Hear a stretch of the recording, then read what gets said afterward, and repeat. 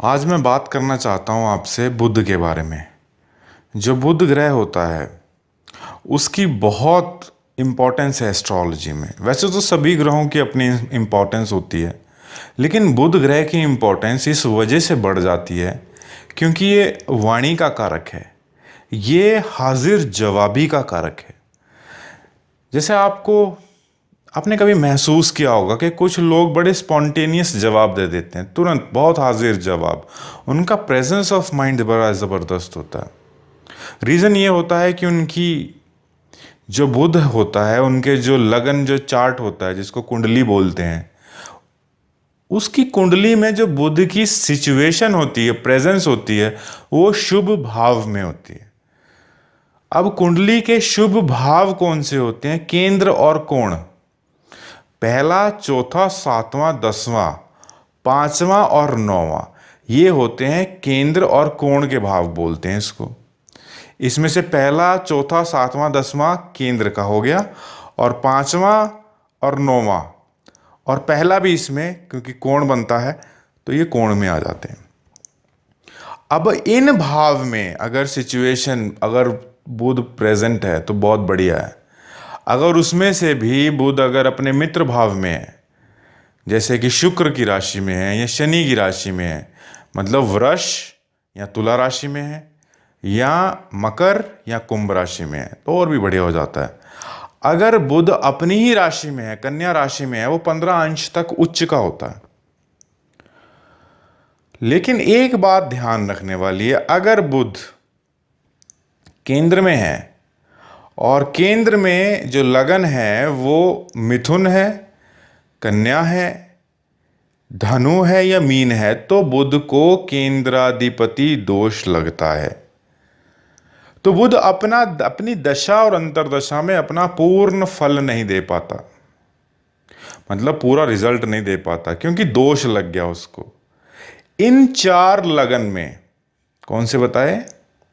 मिथुन, कन्या, धनु, मीन में अगर बुध केंद्र में है, कोण में हो सकता, केंद्र में है तो मुसीबत है। आपको फिर मुसीबत हो जाएगी, आपकी जीवन में बुध से संबंधित दिक्कतें देखने को मिलेंगी आपको। या बुध पूरी तरीके से प्रभाव नहीं दे पाएगा, अपने पूरे प्रभाव से काम नहीं कर पाएगा। तो बुध अगर नीच का हो जाता है, बुध मीन राशि में नीच का हो जाता है, तो बुध अगर मीन राशि में नीच का है तो भी इसके जो शुभ प्रभाव हैं वो कम हो जाते हैं। अब शुभ प्रभाव होते कौन से हैं? बुध के शुभ प्रभाव में आप बहुत अच्छा बोलते हैं, you are a good speaker. आपकी बातें ऐसी होती हैं कि मेस्मराइजिंग इफेक्ट, मतलब जादुई, ऐसा कि ध्यान खींच ले और इस तरीके से पकड़ ले ध्यान के इंसान कहीं कुछ सोच ही ना सके।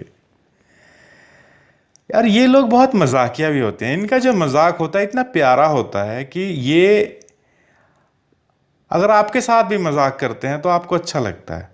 चुभने वाला मजाक नहीं होता। और जिसका बुध खराब होता है वो मजाक करता है तो सामने वाले को बेइज्जती महसूस होती है। ये ध्यान देने वाली बात है। बुध अगर पीड़ित भाव में हो, और पीड़ित ही हो, अस्त हो, वक्री हो, तो जब बुध ऐसी स्थिति में होता है, जिस इंसान की कुंडली में इस तरीके से बुध होता है ना, विराजमान होता है, प्रेजेंट होता है, वो इंसान को मजाक नहीं करना चाहिए। अपनी कुंडली को इंसान को देखना चाहिए, उसको समझना चाहिए कि बुध की प्लेसमेंट कहाँ पे है। बुध अगर ऐसी जगह पे है जहाँ पे पीड़ित है या अस्त है या बहुत सूर्य के करीब है या शनि के करीब है, क्योंकि शनि के साथ जब बुध होता है तो बुध में कुछ न कुछ कुप्रभाव आ जाते हैं। तो वो इंसान जब बात करता है तो अक्सर लोग उसको मिसअंडरस्टैंड करते हैं, गलत फहमियों का शिकार वो इंसान होता है। तो ऐसे इंसान को तो चुप रहे, काम से काम रखे, वो ज़्यादा उसके लिए फ़ायदेमंद है। जब ये इंसान मुंह खोलेगा दुश्मन बना लेगा। मजाक तो भूल के भी ना करे, क्योंकि जिसके साथ मजाक करता है ये आदमी, वो सामने से उस वक्त तो शायद ना कहे, लेकिन बदला लेता है वो। तो बुध को मजबूत कैसे करें? बुध को मजबूत करने के लिए आपको बुधवार को हरी चीजों का दान करना चाहिए। जैसे कि आप हरी सब्जी जो होती है या दाल होती है जो कि हरे रंग की होती है, वो गरीबों को दान करें।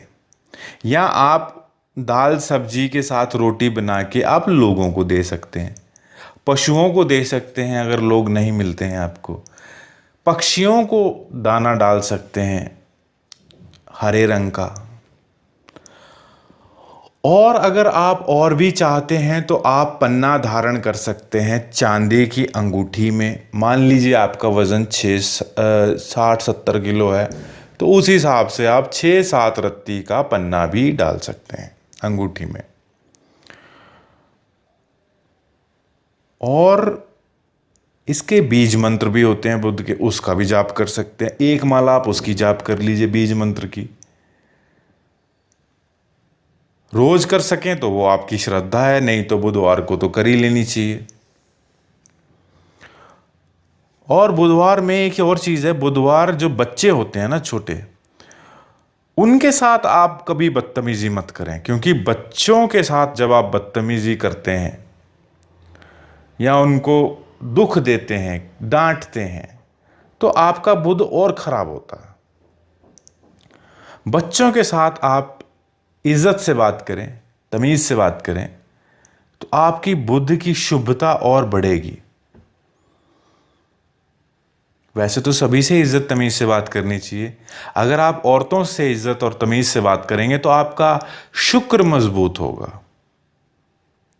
आप अपने बुजुर्गों से बात करेंगे इज्जत प्यार से, आप ज्ञानी सज्जन लोगों से प्यार से बात करेंगे तो आपका गुरु मजबूत होगा। आप गरीब लोगों से, जो आपसे भी ज़्यादा गरीब लोग हैं, मजदूर लोग हैं, उनसे प्यार से बात करेंगे, जो रोगी हैं, बीमार हैं, उनसे प्यार से बात करेंगे तो आपका शनि मजबूत होगा। तो ये सब चीज़ें हैं।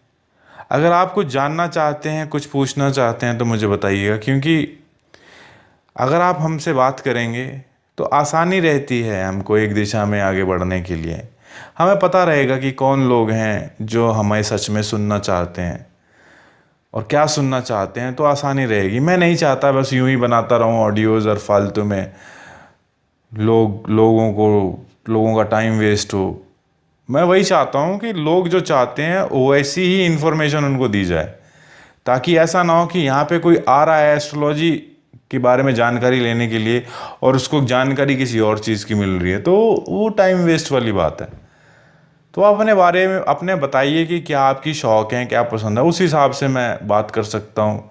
उससे आपका टाइम भी वेस्ट नहीं होगा और मुझे भी समझ में आ जाएगा कि हमारे जो दोस्त हैं, हमारे जो मित्र हैं, कैसी कैसी बातें सुनना चाहते हैं। हम वैसी बातें करेंगे आपसे, क्योंकि मेरा पर्पज़ यहाँ पे आपका एंटरटेनमेंट करने का नहीं है। समझ लीजिए इस बात को।